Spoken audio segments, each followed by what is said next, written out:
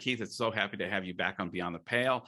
Tammy's here with me, and we're getting ready to unpack your new book, Sola Mysterium. And as I was saying off camera just a moment ago, I don't want to butter your bread too much, Keith, but this book, I really liked this. Any book that brings in Lost, Terrence Malick, and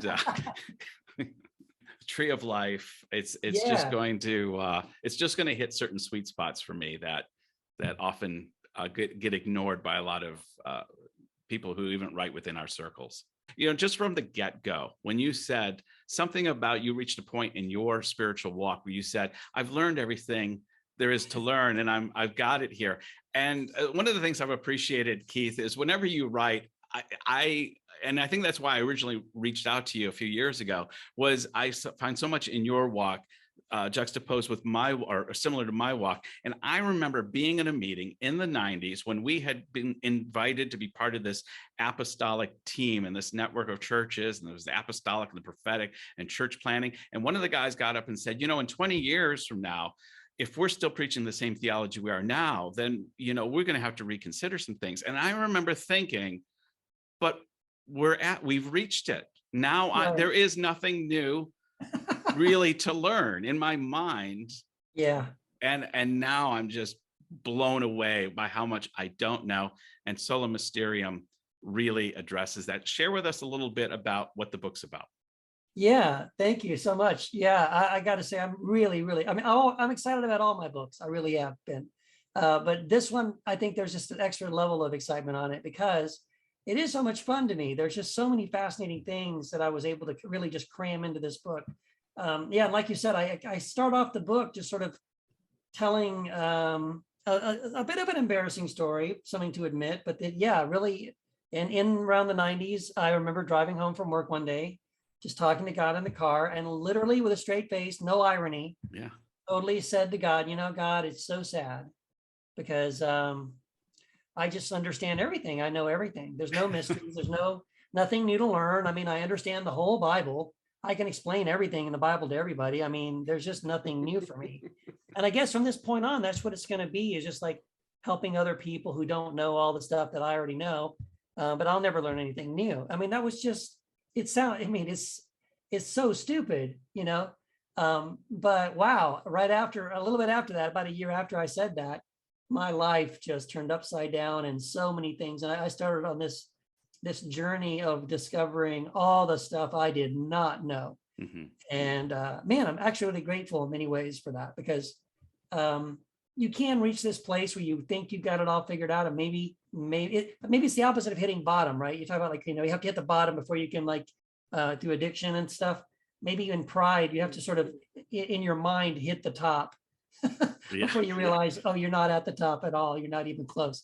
But yeah, that was really the beginning of me understanding and realizing, man, I don't know anything. Yeah. So anyway, that's what I'm basically starting the book off in that direction of challenging this idea that when we talk about theology, that we know we can't talk about it from we know or we're certain, that we think and we believe, but theology is belief. It's not facts and figures, and we don't know these things for sure. And so trying to encourage us to embrace the mystery and admit some humility, and hopefully that opens us up to more wonder and curiosity and awe, which are the things that are necessary for really having any sort of connection with God in the first place.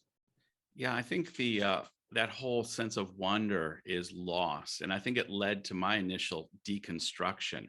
I've said before, my renovation deconstruction didn't happen because of some kind of impropriety. Nobody abused me. There was no situations like that. It was just a sense of boredom mixed with lack of wonder, mixed with, is this all there really is, Lord? Is this all there is to know? Is there nothing more? And, you in this book, not only do you kind of, I won't say answer the question, because that seems counterintuitive to the what we're trying to address here, but it opens up so much possibilities about, one of the things I want to bring up is, like yourself, Tammy and I come from a charismatic background. In fact, she always was much more even charismatic than myself. Just a little bit. and she's a Southern girl, you know. Oh yeah. And I love how, you know, and for a lot of people that deconstruct, they throw out a lot of their charismatic experiences. They Right. either dismiss them outright, or they put them on the back burner and don't know quite what to do with them, so they just kind of keep them on the back burner, which is, if I'm honest, kind of where we still are. Yeah. And in this book, you address charismatic experiences, but from a whole different understanding. Can you kind of elaborate on that a little bit? Yeah, that's really helpful. Well, yeah. Well, so this is that thing where if you have had in your past, you know, it sounds like you guys have, and I have too. So, and I share a lot of those stories in the book. Some, you know, what I would call miracles, where God spoke to me, or things happened, or, you know, there were some pretty unmistakable things that happened, and I validate those. I mean, to me, that was, and those were encounters with God. Mm-hmm. But at the same time, and I'm not sure I really go too deep into this in the book, but in my own personal life, I'm starting to notice some convergence and overlap with certain things too. With some experiences that I have been a part of, or that I've had, that I might have initially said, oh, this was something spiritual, but now I'm beginning to wonder if I don't know if it was spiritual or not. You know what I mean? Because like I'm starting to look into, and this is not in the book at all. So this is literally just something I started looking into in the last. This is the sequel book. This is coming out. Maybe, I don't know, maybe the sequel book, but I'm very, very fascinated with, I always have been, but I'm looking more into it now, like hypnotherapy. Mm-hmm. And I do touch on this in the book a little bit. I talk about the placebo effect. I talk about, you know, the human brain, and how we sort of, our brains can sort of be fooled and tricked. Like our memories aren't that reliable, and all these kinds of things. But specifically with hypnotherapy, I was watching something the other day, kind of went down this rabbit hole, and I watched this guy who's like he's the main accredited hypnotherapist for all of England, and he runs some institute for hypnotherapists in England. So he's not a quack. He doesn't, not a guy that makes people on stage act like they're ducks or something. I mean, he really is doing therapy and healing trauma and addiction and all these kind of things using hypnosis. And I came across a video. It was really a training video, and I watched what he did using hypnosis to heal some deep emotional trauma in this man. And as I was watching what he was doing, I realized, oh my gosh, I've done all of that before. Yeah. I just we call that laying on of hands, right? In a prayer meeting. Right. We would all come around somebody, we laid hands on them, the way we would speak to them, and it was the same effect. Yeah. I mean, they start crying, and then they have this release, and then they wake up and they're like, oh man, it's lifted this burden off of me. And so here's the thing. It's real. I mean, what I'm saying, that is real. People are, however it's happening, they're experiencing, they're being affected. Healing. Yeah. But it just starts to blur the line for me, like how much of my spiritual experience is just kind of renamed, tapping into the brain and the body's own ability to heal itself, or to access, you know, ways to release trauma and to experience healing and those kinds of things. So it's really interesting to me. Well, I'm not sure where it all goes. You're not mentioning Darren Brown, are you? Is it Darren? Oh, Brown? No, I love Darren Brown. Yeah, I was going to say, because I've seen Darren Brown do his Netflix special, where he essentially does a charismatic service, but he doesn't believe in God, and he gets many of the same results that you would get at a charismatic service. And he doesn't deny that people are not genuinely having some kind of positive effect that comes out of this. And that's what he would ascribe it to, I believe, but he doesn't is a material. Well, he would go more materialist, I think, but but here's what's fascinating about that. So that show, it's on Netflix. It's called Miracles. If you haven't seen it, watch it. It'll blow your mind, because it is similar. He's not the one I'm talking about, but I discovered Darren Brown before I saw this guy, the hypnotherapist I'm talking about. But no, it's the same idea. But the thing about Darren Brown, I watched an interview that he did after that special came out, and he was explaining the fact that yes, a lot of this it's a variety of things. It's when you pull somebody up on stage in front of thousands of people and they know they're on television, what happens? Their body floods with endorphins. Yes. And so of course, what happens is all their pain goes away because of adrenaline and endorphins in their body. And so he says at the end, don't throw away your crutches, don't throw away Yeah, your yeah. medicine. In a couple of days, the effects will wear off and the pain or the symptoms, whatever it was, Right. might return. But so that's what he says from the stage and all that. But in the interview that I saw that he did about the show a little bit after that, and you can, if you want to look it up, it's an interview with Russell Brand. Oh, I've listened to that. Yes, I've Yeah. listened to that interview, but I forgot the point you're going to raise. Please. Yeah, please. yeah. So, but what he said was, he gives all the disclaimers. Yeah, it's just hypnosis. It's just endorphins and adrenaline. It's just autosuggestion and blah, blah, blah. But then he goes, but several people years after that are still emailing me and messaging me and saying, hey, Darren, I was at your show a couple of years ago and I came up and you did this thing to heal my back pain or my neck pain or my whatever, this chronic pain, and it's still gone. Mm-hmm. And so to me, then that gets down to the level of where it's a mystery to me. Like, I don't know why, but the placebo effect is real. It works. Mm-hmm. It is such a documented scientific phenomenon that, scientists have to pass the placebo effect in order to pass a drug, for sale in the United States. So it's a real thing and it works. Oh, I found that section where you kind of unpack the placebo effect, where you're even talking about different colored pills have different effects on people, which I knew a placebo effect worked, but I didn't really realize to the extent that different, an injection actually does better than a capsule, which does better than a pill. And that I found that very fascinating. Yeah. And the thing about the placebo effect too is ultimately all it is somebody that you perceive to be an authority over you, right? So a doctor, so they know what they're saying. They're supposed to be an expert. And so when they come to you and say to you, if you do this, if you take this, if whatever the procedure is or the medicine is, you will experience this, in result, you do. Mm-hmm. And that is no different than hypnosis, right? It's the same kind of a thing. In fact, one of the hypnotherapists that I looked at, not that man, but it was a woman by the name of Melissa Tears. If you want to, again, go down the rabbit holes I've been going down, she's amazing. I'm actually interviewing her myself in a couple of weeks because I'm just so fascinated by this. But she just talks about really how human beings, like people have asked her, like, is it difficult to hypnotize someone? And she says, oh, everyone is hypnotized on a daily basis. You don't call it that. But very simply, all it takes to be hypnotized really are two things. One, a focus of attention on something, and a decision to sort of remove the critical part of your brain, that's the analytical part of your brain, that allows you to be more open to suggestion, right? And if you have those two things, you will be hypnotized in some way. And she goes, that happens every time you watch a movie, happens every time you read a book, because you're focused on the words in the book. You're focused on what's happening on the screen. You're zoning out everything else around you. And you without even thinking about it, you lay aside the critical part of your brain so that you can enjoy the film and buy into the sort of the fantasy of whatever it is that you're watching. And when you do that, you are entering a hypnotic state. And she goes, like in a movie, for example, that's the reason why when they want you to cry, you cry. When they want you to jump, you jump. Because you have given yourself over to this hypnotic state. And for that 2 hours or whatever you're in the movie or in the book, or whatever you focused your attention on, you are allowing it to sort of program you or interact with you in that way. Wow. And so it's really fascinating to me when I see that. And so I realize how much of, even like going back to my vineyard experience, my charismatic experiences, again, it's not a nefarious thing. It's not let me trick you kind of a thing. It's all done, like, hey, I care about this person. They come to me, they have a problem.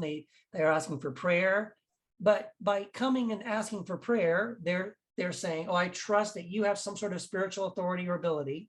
And then now as I'm praying for them and their eyes are closed and they're focused, and I'm telling them God is doing this and God is doing that, and I want you to receive this, and then guess what? It happens. And it shouldn't even really be that surprising that it happens. Now, when you mentioned authority earlier, it just got me thinking about Jesus. How many times in the Bible do we read, and they were amazed at the authority of which he spoke? So if somebody with this massive perceived authority is praying on you for a healing, I'm not suggesting that Jesus didn't heal them, but it makes me rethink the method in which the healing took place, because less and less do I believe there's a God on a throne up there with his beard going, this person has pleased me, grant him his wish. This person Yes. has displeased me. And it's much Right. more, and we'll get into it in a moment, a whole quantum relationship and harmonics and energy and light. Yeah. And I just think Jesus understood the nature of who we are, down to, our relationship with the divine, our relationship with Abba. And he reminds us every time. I don't know about you, Keith, but every time I get kind of a little too, I'm trying to think of the word of, for lack of a better term, new agey in my Christian progression, I'm always reminded that Jesus revealed God as Abba, as a personal papa. And that always grounds me back in, it gives me an umbilical cord. And so I think that's why reading books like yours don't unhinge me or unnerve me or make me uncomfortable. They actually release me and empower me and help me see things, because I still feel I have this strong umbilical to the Abba revealed in Christ, which allows me to explore without feeling I'm going into dangerous territory. Right. Yeah. And then again, for people getting nervous by this conversation, that what we're saying is that miracles aren't real, and these are some kind of hypnotic suggestions, and God isn't doing anything. I mean, I do think there's a level of mystery here too, because as we started off saying, I still have stories in my life that I there's no explanation for me other than God, intervened or spoke or moved or did something, and those are real. So I'm not at all saying, we're tricking ourselves and this is some kind of manipulation or sleight of hand or something like that. But at the same time, I can't discount that there's some of it, at least some of it could be part of that, right? Yes. So in other words, God is still using those things. I mean, going back to Jesus is a great point, because how often, I mean, I think I haven't gone through, but I bet if you went through and looked at the different times Jesus healed somebody, quite often he would say things like, your faith has healed you, right? So it's even like, he's not even saying I did it. He's helped them. He's walked them through. But at the end of the day, it's something in themselves that they were able to do it. And again, that's going back to the hypnotherapy thing. That's kind of what they say, is that they don't do anything. Yeah. All they do is bring you down into a state of trance. They connect you with your subconscious, and they help you do it. And then it just, you do it. I mean, it just happens, right? They're not making it happen, but they bring you to a place where that healing then can happen, and where that, that takes place. But yeah, I do wonder about that too sometimes. Like, yeah, maybe Jesus really did just understand human psychology and the way we are, and there's a measure of that in there. But at the same time, I wouldn't take away the supernatural aspect of it either. Yeah. So I don't know. No, and for me, it blurs the line between supernatural and natural. It makes me, even, and I'd like to open up that discussion, because the whole idea of quantum theology and was, I mean, I loved it, but I imagine for a lot of readers, it will be a little bit of a challenge. And so, but I mean, coming back to the original thought about the supernatural is, we come into this binary. It's either supernatural or it's natural. Right. And I'm just wondering how much of what we perceive as supernatural is actually what God has empowered into the DNA of creation. And we're merely able to, once we start coming into right relationship with that creation, that the natural flourishing begins to happen. That's been my experience. Is in the book that I'm getting ready to, I've finished, about my walk across Europe. The gist of it, though, is the Camino provides, and how I relate these stories to the fact that as you begin to understand that you're in one of these thin places where people are behaving and are geared naturally towards the way that God envisions the world and creation to be. Then suddenly these miraculous things begin to happen. Things open up, opportunities are provided, things that seem impossible suddenly are, my long walks and my Camino walks has really helped me understand that line between natural and supernatural is really fuzzy. Yes, I totally agree with you. And then that was my that was one of the beautiful things when we were part of the Vineyard. I was with the Vineyard. I worked at Vineyard Music Group for like 3.5 years, and for at least 2.5 of those years, John Wimber, who was the founder of the Vineyard movement, was still alive, and he was there, and I interacted with him a couple of times, which was really always amazing. But one of his little things was always, he'd always talked about being naturally supernatural.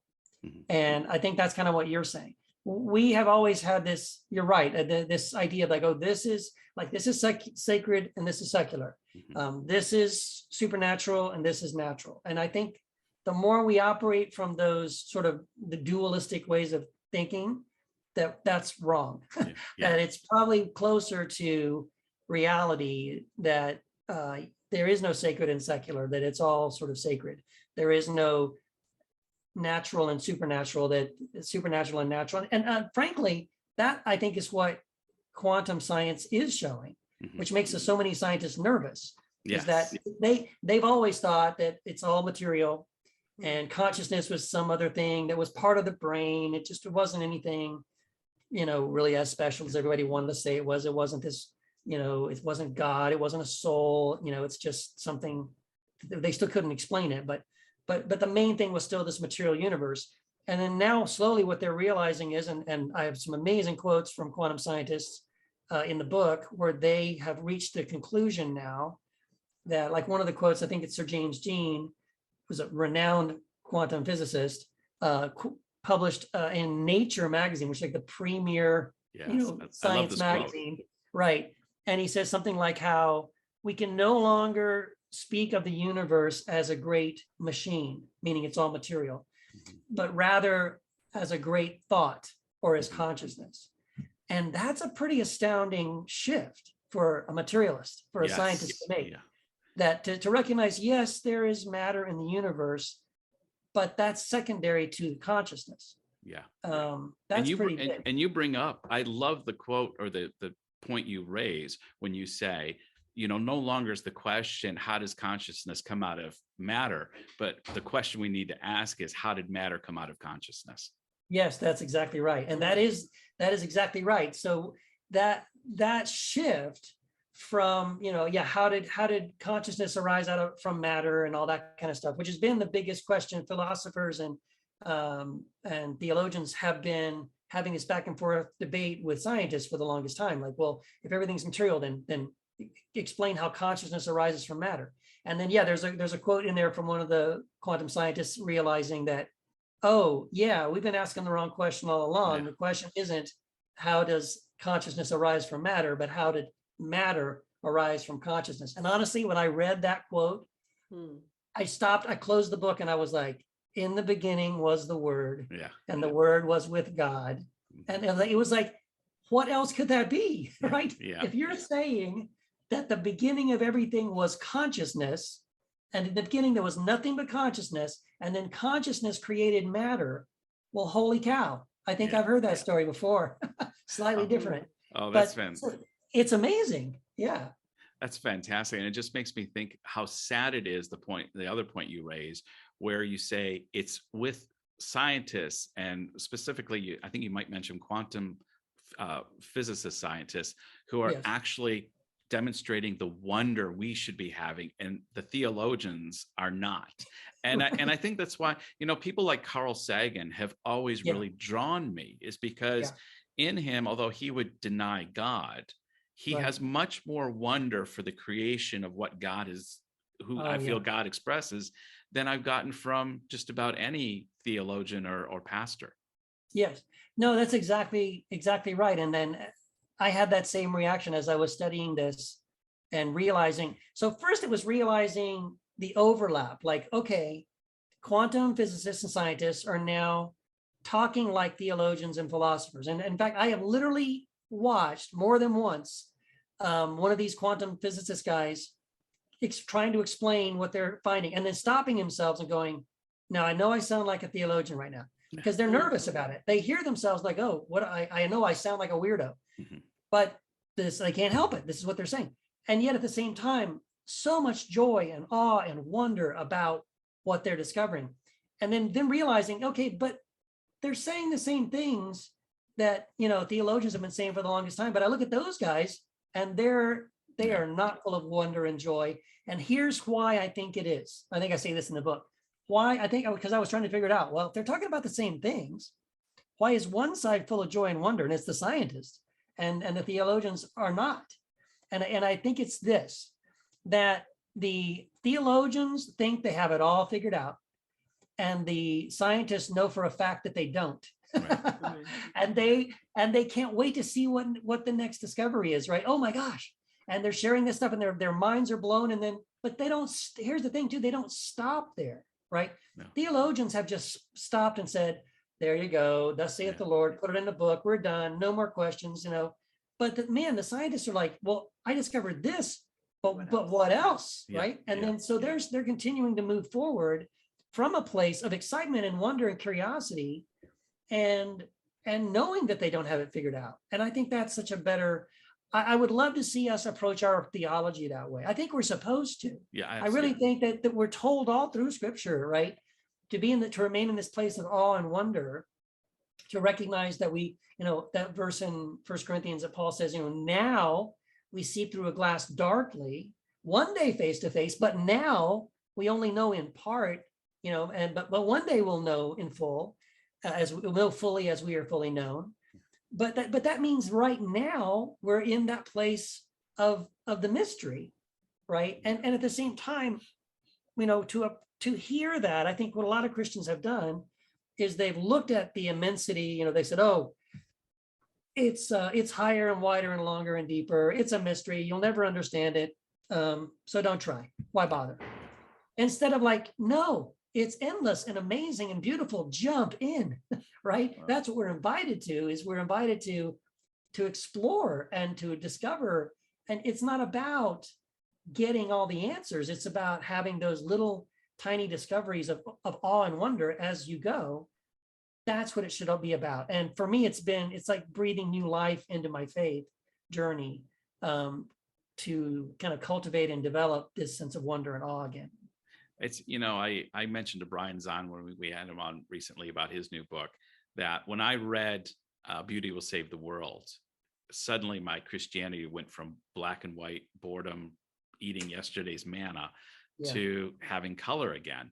And it's interesting once that door opens and you see how much bigger everything is. And that's, and for me, Sola Mysterium really is another rung on the ladder or another stage in this journey for me, because some of the things I'd already kind of had come to a place in, but other things, it really, again, opened up whole new doors for me of possibilities. And this is the point I wanted to raise, Keith, is I know that you work, as I do, with a lot of people who are, for lack of a better term, deconstructing.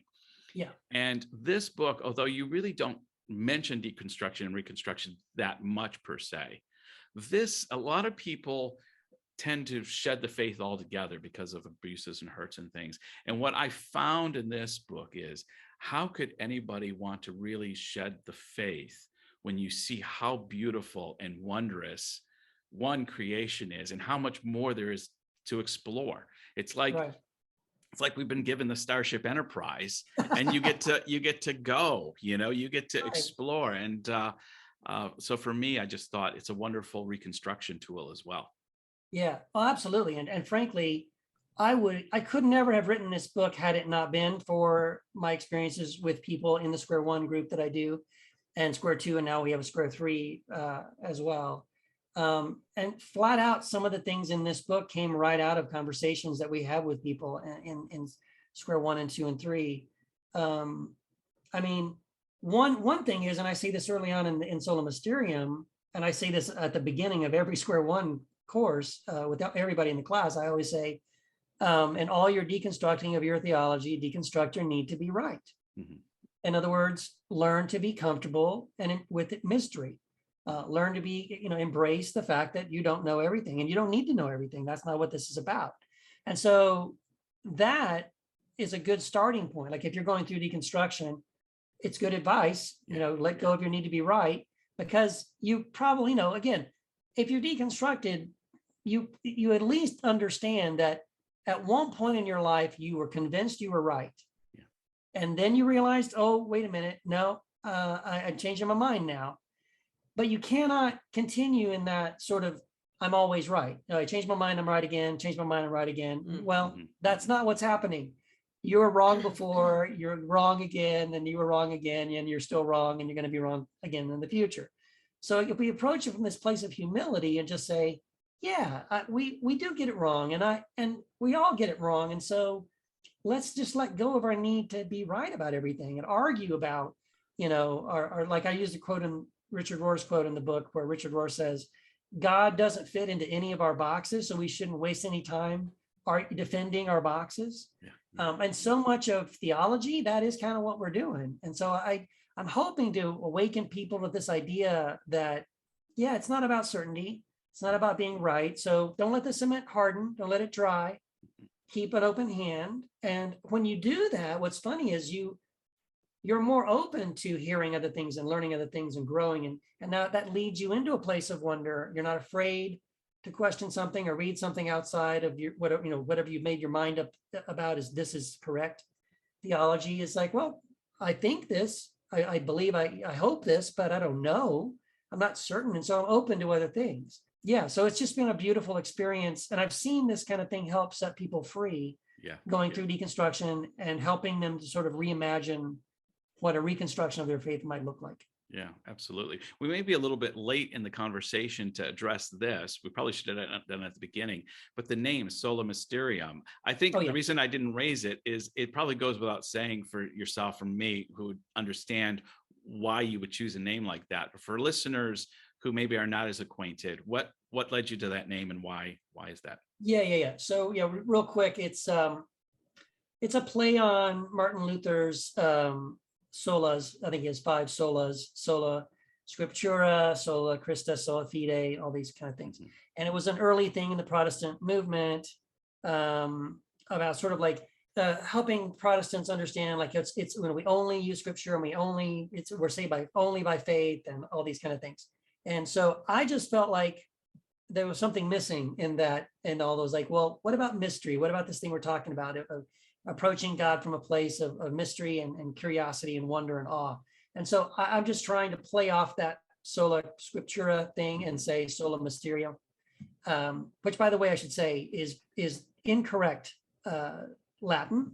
I was told by my hero in the faith, David Bentley Hart, who speaks Latin. And I put this in the book at the beginning, just in case anybody, I don't want anyone going, oh, Keith, your Latin is wrong there. It's like, yeah, I know, I've already been told. I just like the way Sola Mysterium sounded, and the correct ways which David Bentley Hart suggested, which are more correct Latin, they just didn't have that ring to it. It's like, look, it's my book. This is what I want to call it. I'm going to call it whatever I want. And my publisher told me, when I told my publisher about it, he goes, yeah, I think most of the people that read your books, Keith, they don't speak Latin. So I think you're okay. But but that's what the title is. And the subtitle is Celebrating the Beautiful Uncertainty of Everything. I wanted to touch on gratitude. You picked up on that, and in talking about the placebo effect and how our brain is wired and the way it works.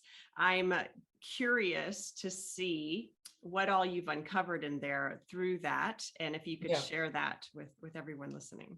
Yeah, thank you. By the way, this is something I definitely incorporate this in my Square One course. We have a whole week on gratitude, and I walk them through every day. They have a separate exercise that they have to do to practice gratitude in a different way.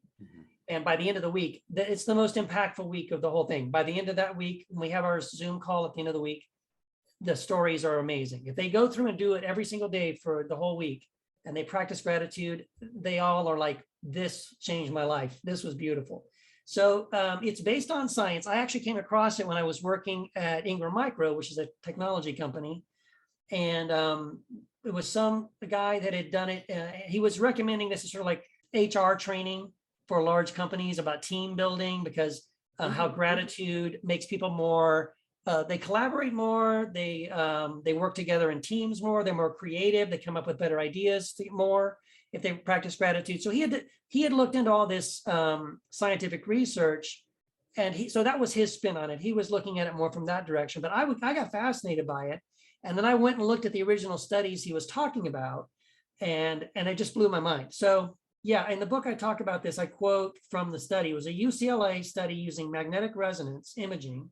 And what they did was they measured brain activity on participants who practiced gratitude. And what they found was, and I'm quoting from the study, what they found was, quote, increased activity in the anterior cingulate cortex and medial prefrontal cortex, those areas associated with moral and social cognition, empathy, reward, and value judgment. And so as a result of that, what they noticed that these participants that actually engaged in the gratitude study, which it sounds so weird that there are scientists at UCLA studying gratitude, but they were, and it was beautiful. So what they found was that by practicing gratitude, it activated the hypothalamus in the brain, which affects the human metabolism, reduces stress, regulates hormones related to emotional responses, appetite, sleep patterns, and the impact on the brain was transformative. And the study showed, I'm quoting again from the study and from the book, the study showed, quote, the positive influence of gratitude on mental health continues past a particular event if the emotion is relived. Subjects who participated in gratitude letter writing showed both behavioral increases in gratitude and significantly greater neuromodulation by gratitude in the medial prefrontal cortex 3 months later. Further studies show that gratitude impact reduced thoughts of suicide, brain function on a chemical level, feelings of self-worth, increased compassion for other people, and improved relationship with others. And I want to say something quickly about, because I don't know if I mentioned this in the book, but that letter writing thing they were talking about, where they had people write letters. So they had a group of people, and every day they were encouraged to write a letter to a real person, someone in their past that they were really grateful for, a teacher, a coach, a parent, a best friend, someone in their life. And all they did was sit down, and every day they would write a letter to one of these people. And then the person experienced all those effects I just talked about, improving reducing their stress, improving, the chemicals in their brain, and all the kind of reducing anxiety and all these kind of things. Everyone who did that, who wrote the letters of gratitude, experienced the positive results, and nobody mailed the letter. Oh. It's not about mailing the letter to the person. It's simply sitting down and focusing on gratitude for enough time to write the letter. And that alone, just expressing gratitude. Now, if you want a bonus, mail the letter, because then you'll get one back, and it'll like exponentially be more awesome because you get the feedback. It'll be great. But you don't have to do that. Like, you can just write the letter and put it in a drawer, and it will create the positive effects in your body. And believe it or not, this is one of the ways showing gratitude rewires your brain. It shifts your brain from this negative focus into a more positive focus. And I use it specifically for deconstruction, because what I've noticed is when people are deconstructing, to deconstruct, your brain has to be in a negative filter. You have to be, basically, your brain has to be switched to only pay attention to what's broken and what's wrong and what doesn't work, right? And that is basically how your brain gets you through deconstruction. You start listening to the sermons with more, criticism. That doesn't make sense. That isn't real. You're reading the Bible with more critique, like, oh, wait, that doesn't fit. I don't agree with that. This doesn't look good.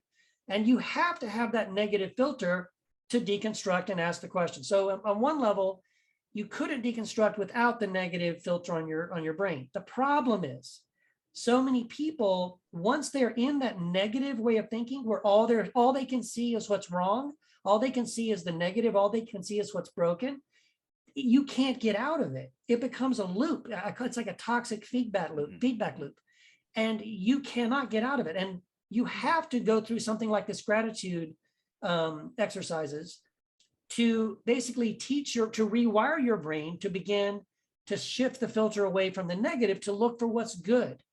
Even if what you're looking at is something bad, you are now able to say, yeah, it was bad, but I'm glad it happened because here's the good thing that came out of it, right? And so the gratitude thing is really, I think it's really important for moving from deconstruction into reconstruction, but it's fabulous for this whole rewiring of our brains, which I think it's a skill we need to learn how to have.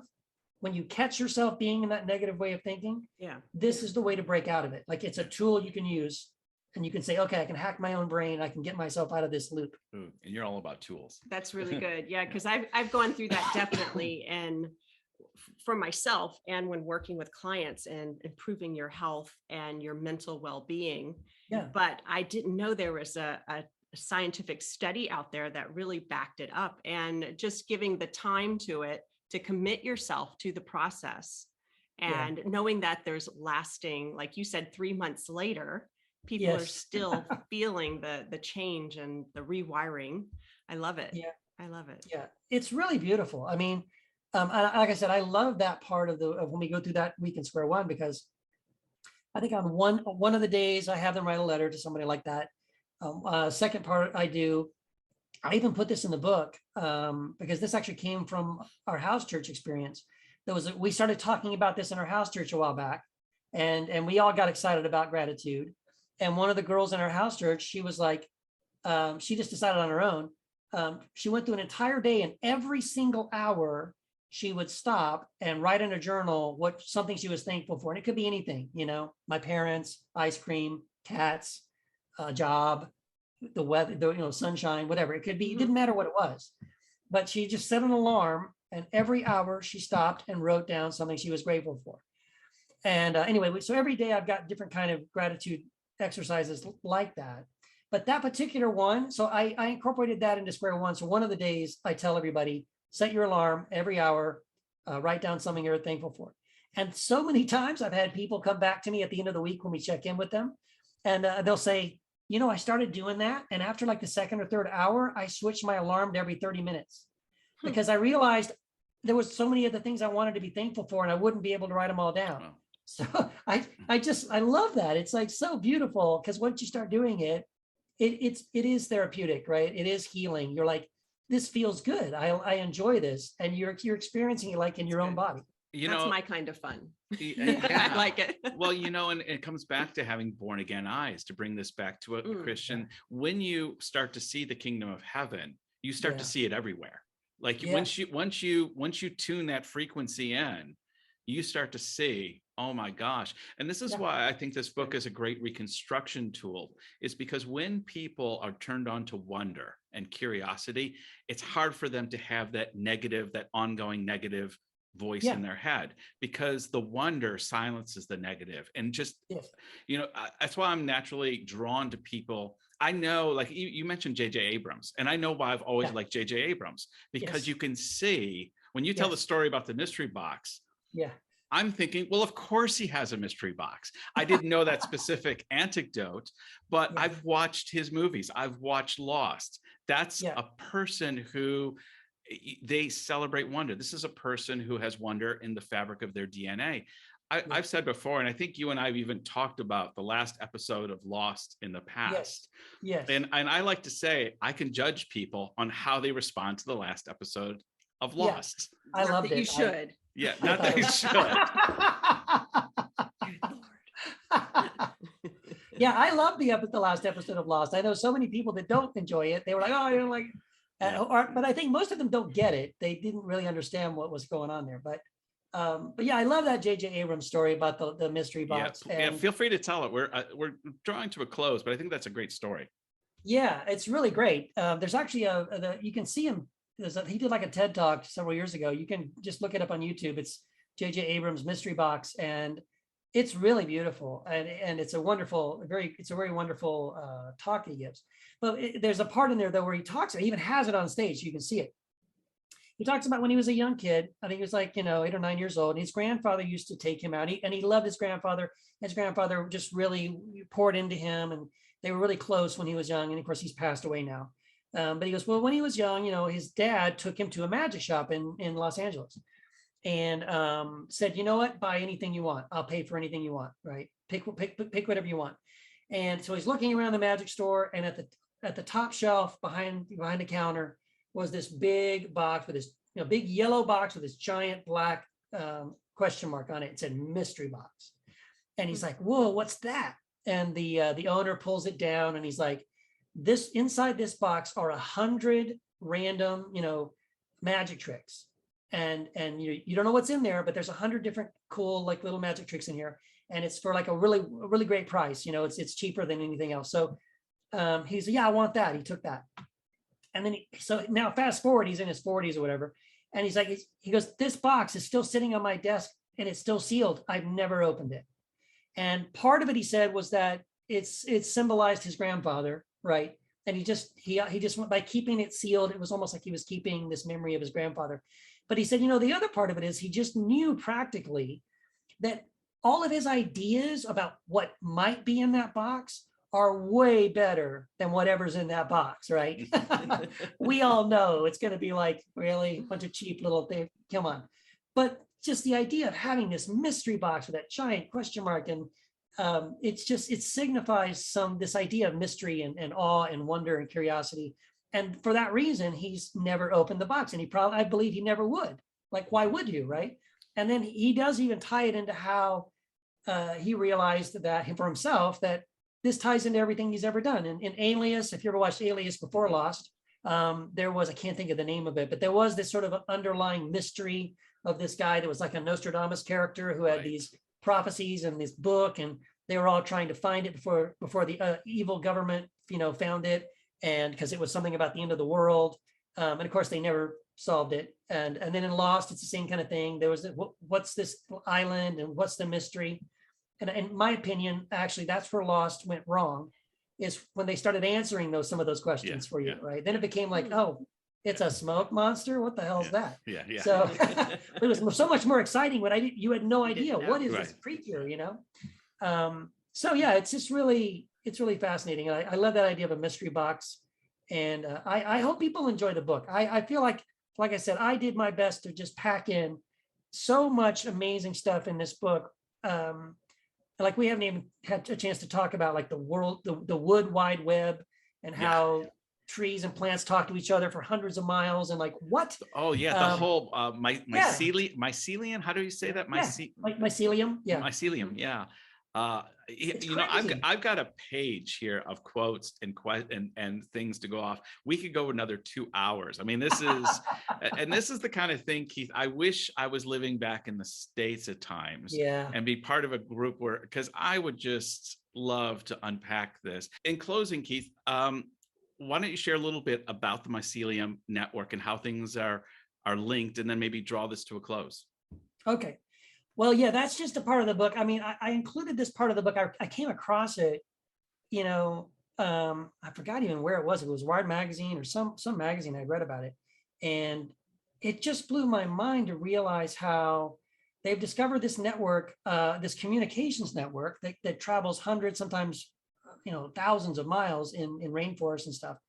And it's a communications network between like mushrooms, fungus, mycelium, plants on the floor, and trees, and they will warn each other. For example, if there's like a blight coming, or if there are aphids, or any sort of attacks that come to them, whether it's through insects or other kinds of disease. And so when it starts to hit certain groups of trees, they will send out signals to other trees so that they can prepare and get ready to sort of defend against these things. And not only does that happen, I mean, that's fascinating in itself, but the article talks about how the way this network works is extremely similar to the earliest form of the internet that the military created, what eventually became the internet as we know it. And that kind of stuff is so fascinating when you see how things in nature are then now duplicated, right, in other ways in other places. And I shared that kind of stuff I share lots of that kind of stuff in the book.